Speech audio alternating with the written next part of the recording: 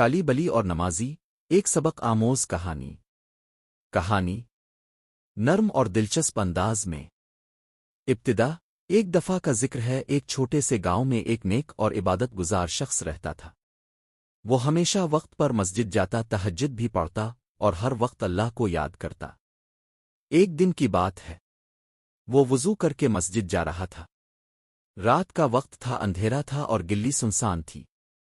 اتنے میں اچانک ایک کالی بلی اس کے سامنے سے گزر گئی۔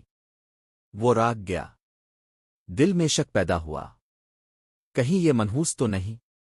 پھر اس نے خود سے کہا، نہیں، اللہ نے تو قرآن میں فرمایا ہے، وے میا منڈی بویفن الرزن نلویا اویلے للین رنزقایا۔ سورہ ہود 6۔ ہر جاندار کا رزق اللہ کے ذمے ہے، تو پھر یہ بلی کیسے منحوس ہو سکتی ہے؟ اس نے اللہ پر یقین کیا اور چل پڑا۔ اگلا منظر، وہ مسجد پہنچا، لیکن حیرت کی بات یہ ہوئی کہ مسجد کا ایک کونا گر چکا تھا۔ اگر وہ وقت پر وہاں پہنچتا تو ملبے تلے آ جاتا۔ اب وہ حیران تھا اور سوچ رہا تھا، اگر میں کالی بلی کو منحوس سمجھ کر رک جاتا تو شاید میری جان چلی جاتی۔ سبق: پیارے بچوں، کالی بلی ہو یا کچھ اور، اسلام میں کسی کو منحوس سمجھنا منع ہے۔ ہر چیز اللہ کے حکم سے ہوتی ہے، ہمیں توکل اور یقین رکھنا چاہیے۔